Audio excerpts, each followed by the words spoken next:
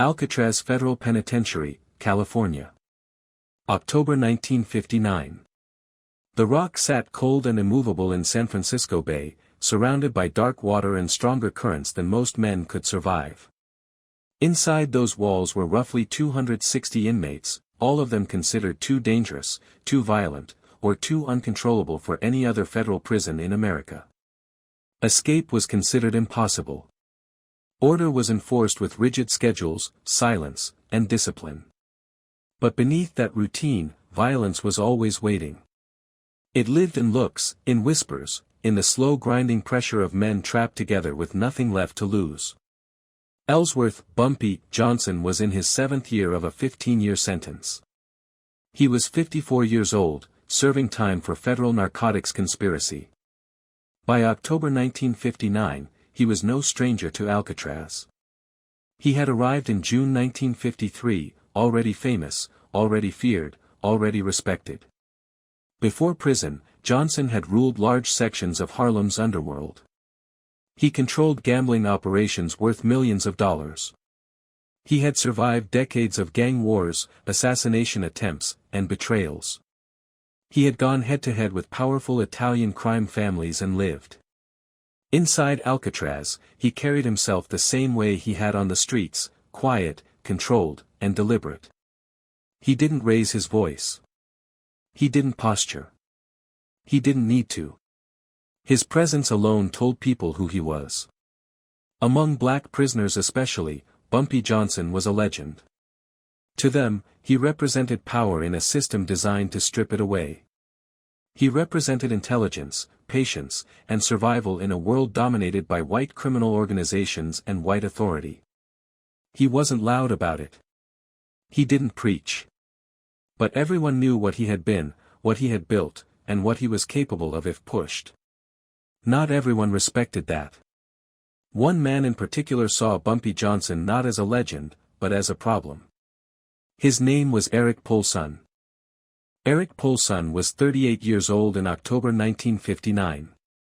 He stood 6'4" and weighed close to 275 pounds, much of it hardened muscle built through years of prison weightlifting. He had been convicted of 3 separate murders in Texas between 1954 and 1956, all committed during armed robberies, all of them black men. Court records showed that Paulson had shown no remorse. During his trial, he laughed at the judge. He mocked the victims. He openly stated that he did not consider what he'd done to be real murder.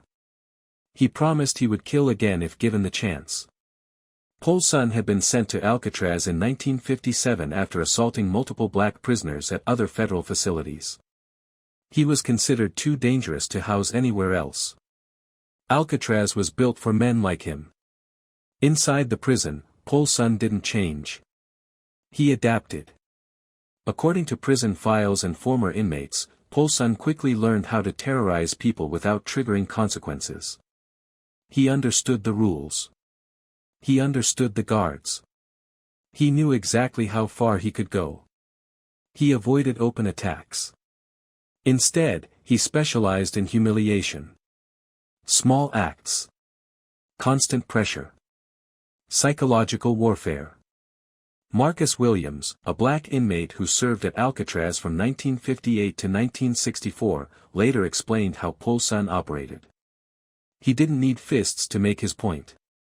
He'd take food off black prisoners' trays during meals. He'd shoulder-check men in the shower or the yard, hard enough to hurt but easy to dismiss as an accident.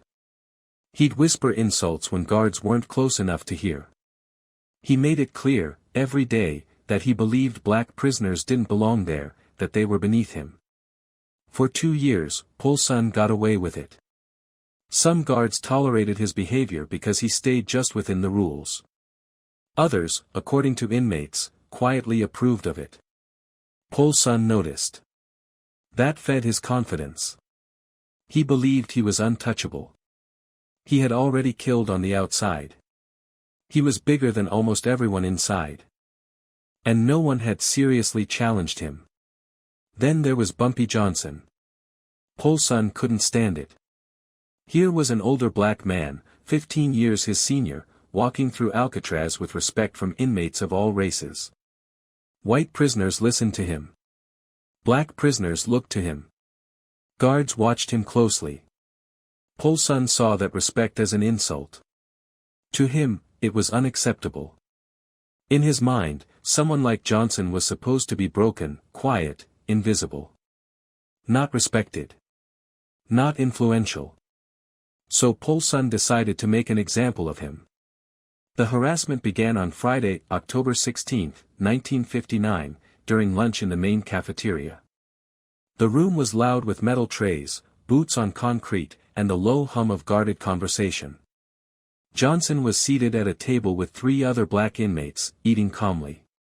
Paulson walked past with his tray.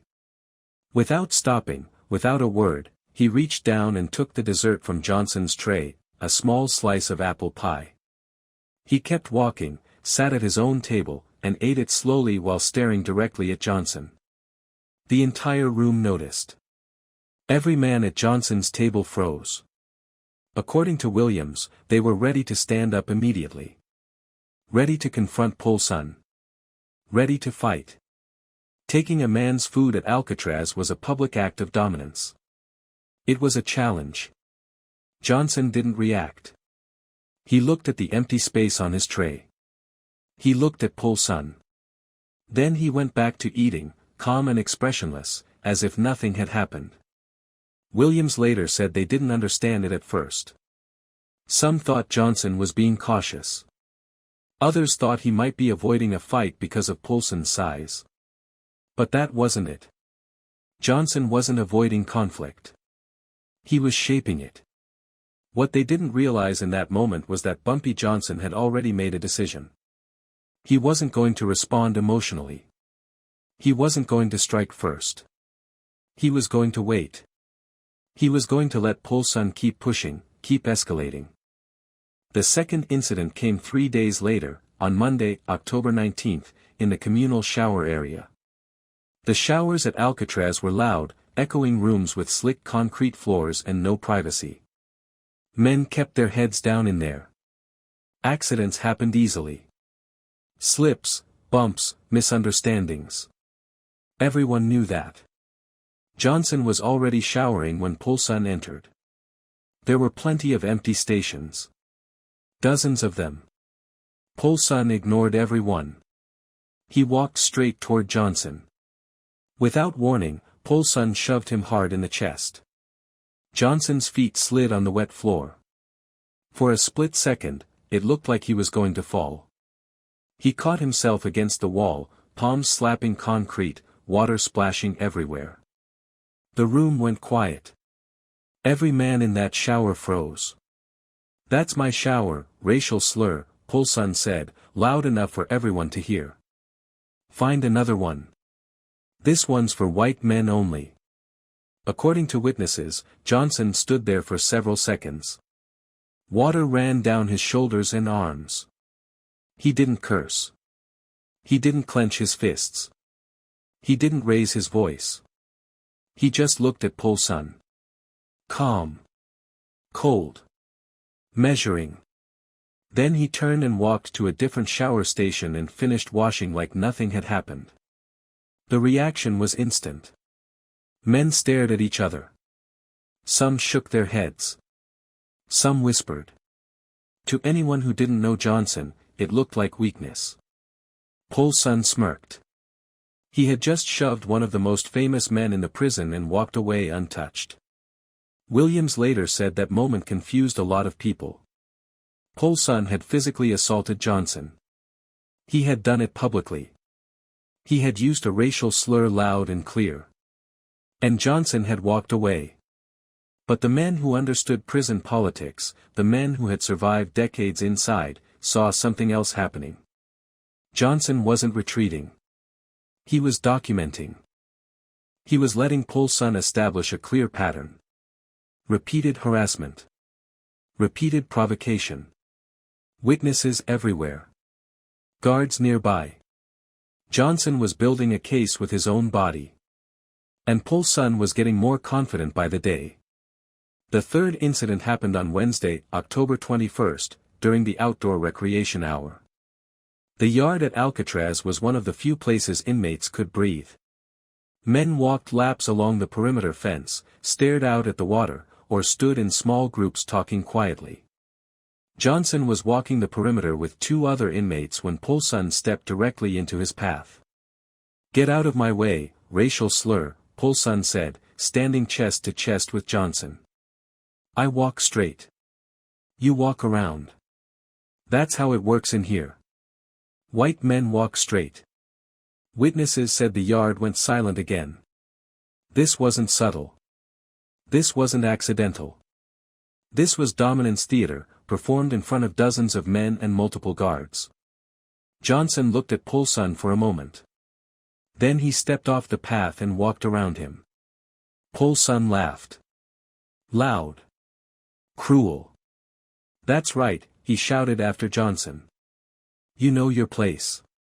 You walk around white men like a good racial slur should." By that evening, the entire prison was talking. Word spread fast on the Rock. Some inmates said Johnson was finished, that age had softened him, that Paulson had broken him. Others weren't convinced. The older cons, the ones who'd seen how real power moved in prison, were watching closely. Williams remembered talking to Johnson that night in the cell block. He asked him directly why he wasn't responding. Johnson smiled, just slightly. "I'm giving him enough rope to hang himself," he said. "If I hit him now, guards say I started it and I disappear into the hole. But if I let him keep pushing, he'll cross a line they can't ignore. Then when I respond, they'll understand why." He paused, then added, "Be patient. This ends soon." The final escalation came the next afternoon, Thursday, October 22. During recreation, Paulson approached a young black inmate named Robert Jackson. Jackson was only 23 years old. Small, maybe 140 pounds. He was serving time for postal fraud. Not a fighter. Not connected. Just trying to survive his sentence quietly. Jackson was sitting alone on a bench reading a book. Paulson stopped in front of him. "What are you reading, boy?" he said, snatching the book out of Jackson's hands. "Got pictures in it?" Didn't know racial slurs could read without pictures. Jackson stood up slowly and tried to stay respectful. "Please give that back, sir. I was reading it." Paulson didn't answer. He swung the book hard across Jackson's face. The sound echoed.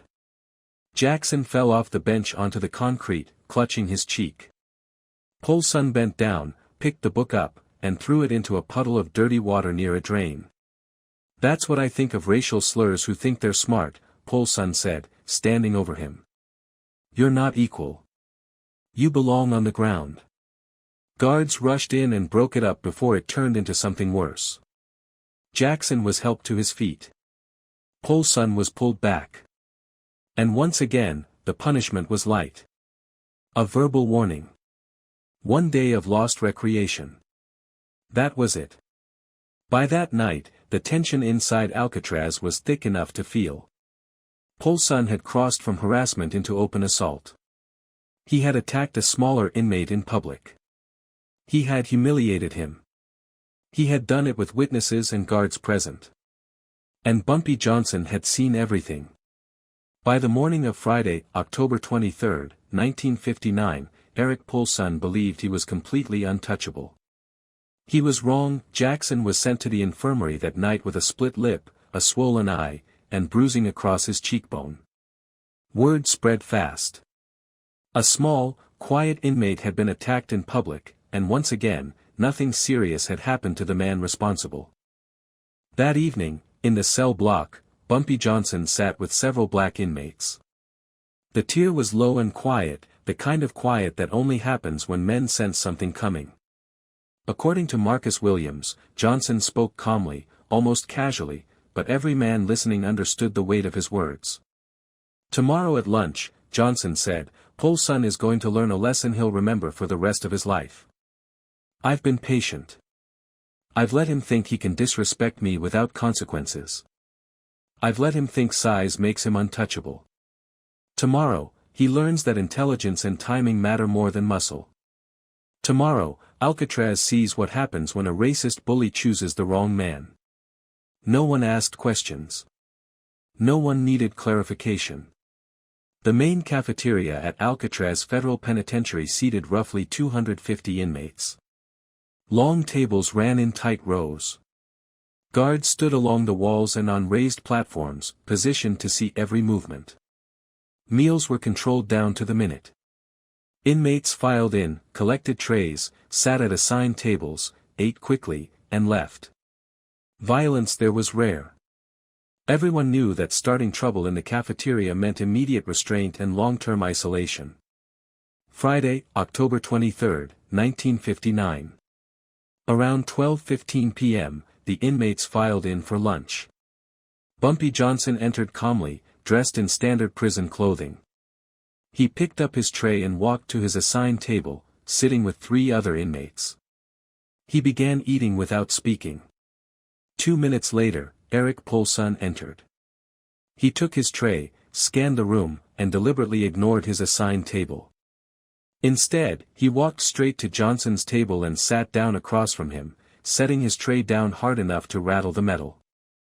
Well, Paulson said loudly, making sure nearby tables could hear. If it isn't Harlem's king. Still eating with your people. Still pretending you're somebody instead of just another animal in a cage. Johnson didn't look up. He didn't pause. He continued eating. That silence angered Paulson more than any insult could have. You ignoring me? Paulson leaned forward. You think you're too good to answer when a white man talks to you? Let me explain something.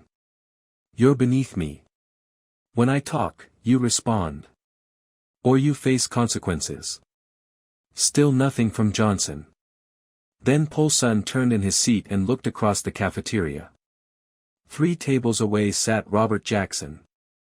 His face still showed bruises. He kept his eyes on his tray. Hey, Paulson shouted. How's your face today? Learn your lesson about reading books you're not smart enough to understand. Maybe I come over there and finish the job. Jackson froze. Some inmates at his table started to rise. Guards immediately shouted orders for everyone to remain seated. And then Bumpy Johnson stood up. Witnesses later said the air changed instantly. Johnson didn't yell. He didn't threaten. He simply rose from his seat. As he stood, his right hand moved to his waist, slipping beneath his shirt.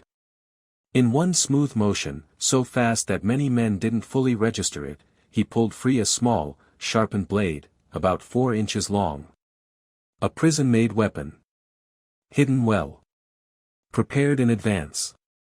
Johnson stepped around the table. The distance between him and Paulson was less than 8 feet. Johnson crossed it in about 2 seconds. Paulson finally understood something was wrong. He pushed back his bench and started to stand, his hands coming up instinctively. He was too slow. Johnson's right arm moved once. Clean. Controlled. A single horizontal motion across Paulson's face. Less than a second. Paulson screamed and stumbled backward, his balance gone before his mind could catch up with what had happened. Blood sprayed across the table and onto the concrete floor. Men shouted. Trays crashed. Johnson didn't chase him. He didn't swing again. He stepped back, dropped the blade to the floor, and raised his hands as guards rushed in, batons drawn, shouting orders. Paulson collapsed to his knees, clutching his face, screaming incoherently. The entire cafeteria was silent except for him. Guards restrained Johnson immediately. He offered no resistance. His expression never changed. Paulson was dragged out on a stretcher. According to prison medical records, the injury permanently disfigured his face. He survived, but his dominance did not. Johnson was sent to solitary confinement. But something else happened that day. The harassment stopped. No more food stolen. No more whispered slurs. No more public humiliation. Eric Paulson never targeted another black inmate again. Other inmates, white and black, understood the message clearly. At Alcatraz, size didn't decide power. Patience did. And violence, when used with precision and purpose, ended things permanently.